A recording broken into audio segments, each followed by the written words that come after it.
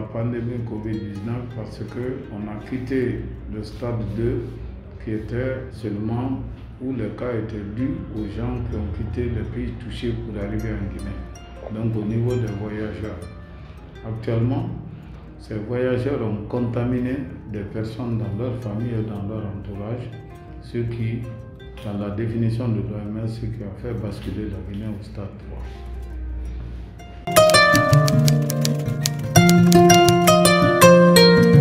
Le pire peut être évité si toute la population guinéenne est dans ses différentes composantes en face un problème à tout le monde. Parce que le pire, pour l'éviter, il faut que chacun de nous respecte les consignes de barrières sanitaires, respecte les consignes données pour le transport public, notamment ne pas avoir plus de 3 personnes dans les véhicules, ne pas avoir plus de 7 à 10 personnes dans le transport public et chaque famille se laver les mains de façon fréquente, respecter la distanciation qui est respectée à moins de 1 mètre en parlant, se laver fréquemment les mains et tousser dans le coude. Si chacun de nous observe cette discipline et en faire et mesurer le danger de cette maladie qui est en train d'endeuiller toute l'Europe et même les États-Unis, le pire sera évité.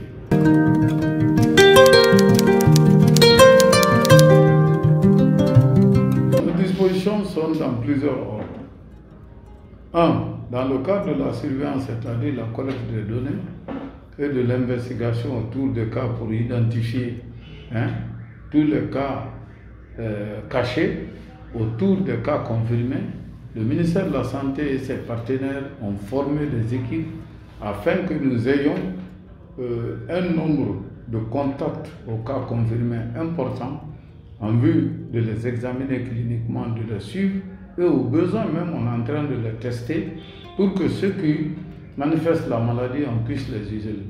C'est ce qui a même augmenté le nombre de cas détectés dans ces jours-ci. Donc si on le fait très bien, on a la chance de pouvoir retirer tous les infectés autour de nos cas. Ainsi, on empêche la transmission au sein de la population. Deuxièmement, il faut qu'on ait beaucoup d'intrants, c'est-à-dire les réactifs et les matériels de protection, et dans nos formations sanitaires et dans certains de nos services pour que les gens puissent les pratiquer afin qu'ils ne se contaminent pas. À ce jour, on a à peu près 25 000 tests qui sont là.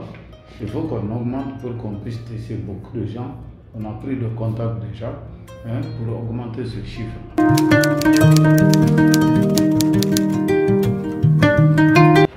À l'intérieur du pays, à ce jour, on n'a que 2 préfectures qui ont enregistré le cas, notamment Boké, qui est le cas d'un employé étranger qui s'occupe des ressources humaines. Il est européen qui a été contaminé par un de ses compatriotes qui est venu loger chez lui. Et le deuxième, c'est un Guinéen qui résidait en Espagne et qui est venu rendre visite à sa famille et qui a développé la maladie. Donc pour le moment, on n'a pas atteint la phase communautaire ni à Boké ni à Labé. Donc les dispositions qu'on a prises durant cette semaine qui termine maintenant, demain, c'est qu'en début de semaine prochaine, on doit réactiver tous nos centres de traitement épidémiologique déjà construits après la lutte contre Ebola dans plusieurs préfectures, dont l'Abbé. Boké d'ailleurs s'est activé. L'Abbé, je vous informe que le directeur régional de la santé a activé le centre. Donc ils ont mis tout le nécessaire. S'il y a un cas à l'Abbé, ils vont l'isoler. Donc toutes les préfectures frontalières ont été invitées à activer leur centre de traitement épidémiologique.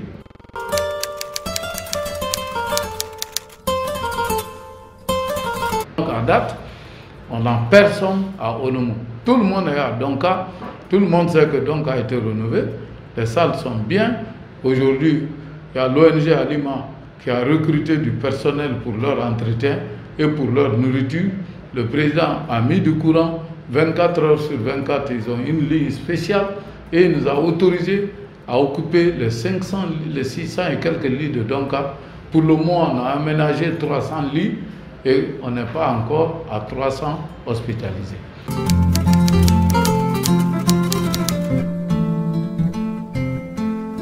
La communication est le premier médicament contre le Covid-19. Si tout le monde pouvait accepter, parce qu'une chose est d'avoir l'information, l'autre chose est d'appliquer le contenu de l'information pour qu'on dise que tu es sensibilisé. La sensibilisation, ce n'est pas la diffusion de l'information. Il faut que la sensibilisation arrive au changement de comportement. C'est toute la problématique de la Guinée, où on pense que c'est donner l'information qui constitue la sensibilisation. Il faut des mesures d'accompagnement et parfois même des mesures coercitives pour que ces informations, que tout le monde s'exerce, pour que ces facteurs de réticence au changement, on puisse les dominer pour convaincre les gens afin qu'ils acceptent cela. Donc, faites le décompte. Si on va comme ça, c'est une bonne partie du peuple de Guinée qui risque de s'infecter.